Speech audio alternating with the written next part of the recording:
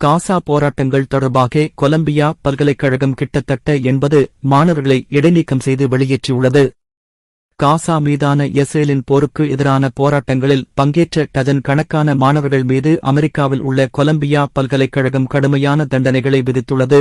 இதில் வெளியேற்றம், படிப்புகளிலிருந்து இடைநீக்கம் மற்றும் கல்விப் பட்டங்களை ரத்து செய்தல் ஆகியவை அடங்கும். இஸ்ரேலுடனான அனைத்து நிதி உறவுகளையும் பள்ளி துண்டிக்க வேண்டுமென்று அழைப்பு விடுத்துள்ள மாணவர் ஆர்வலர் குழுவான கொலம்பியா பல்கலைக்கழக நிறவரி விலக்கு யூ ஒரு அறிக்கையில், போர் எதிர்ப்பு போராட்டங்களில் ஈடுபட்டதற்காக கிட்டத்தட்ட 80 மாணவர்கள் இப்போது வெளியேற்றப்பட்டுள்ளனர் அல்லது 3 ஆண்டுகள் வரை இடைநீக்கம் செய்யப்பட்டுள்ளனர் என்று தெரிவித்துள்ளது. செவ்வாயன்று கொலம்பியா ஒரு அறிக்கையில், மாணவர்களுக்கு அதன் சமீபத்திய தண்டனை மே 2025 இல் பட்டர் நூலகத்தை சீர்குலைத்தல் மற்றும் 2024 வசந்த காலத்தில் முன்னாள் மாணவர் வார இறுதி நாட்களில் முகாம் தொடர்பானது என்று கூறியது. கல்வி நடவடிக்கைகளுக்கு இடையூறுகள் பல்கலைக்கழக கொள்கைகள் மற்றும் விதிகளை மீறுவதாகும், மேலும் இதுபோன்ற மீறல்கள் அவசியம் விளைவுகளை உருவாக்கும் என்று பல்கலைக்கழகம் எழுதியது.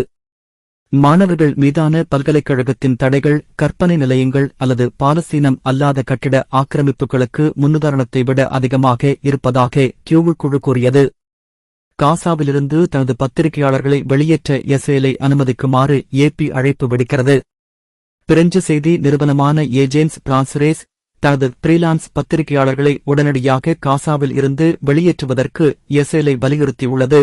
அவர்கள் போரினால் பாதிக்கப்பட்ட பகுதியில் பயங்கரமான மற்றும் ஏற்றுக்கொள்ள முடியாத சூழ்நிலையை எதிர்கொள்கிறார்கள் என்று எச்சரித்துள்ளது.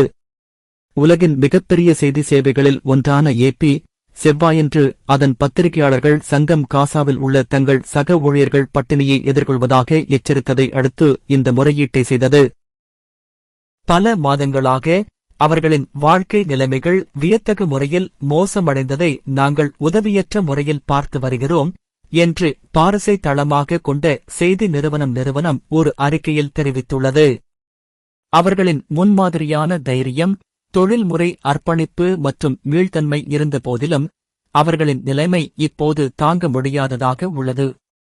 இஸ்ரேல் வெளிநாட்டு பத்திரிகையாளர்களை காசாவிலிருந்து தடை செய்ததிலிருந்து பாலஸ்தீனிய ஃப்ரீலான்சர்கள் உலகிற்கு தகவல் அளிப்பதில் முக்கியமானவர்களாக இருந்த போதிலும் இஸ்ரேலிய அதிகாரிகள் அவர்களையும் அவர்களது குடும்பத்தினரையும் உடனடியாக வெளியேற அனுமதிக்க வேண்டும் என்று ஏஎஃப்பி கூறியது, ஏனெனில் அவர்களின் உயிர்கள் ஆபத்தில் உள்ளன.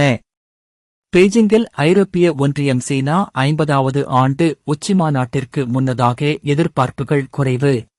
ஐரோப்பிய ஒன்றியமும் சீனாவும் 50 ஆண்டுகால இராஜதந்திர உறவுகளைக் குறிக்கும் வேளையில் ஐரோப்பிய ஒன்றியத்தின் உயர் அதிகாரிகள் உர்சுலா வான் டெர் லேயன் மற்றும் அண்டோனியோ கோஸ்டா ஆகியோர் பெய்ஜிங்கில் சீன ஜனாதிபதி ஜி ஜின்பிங்கை சந்திக்க உள்ளனர்.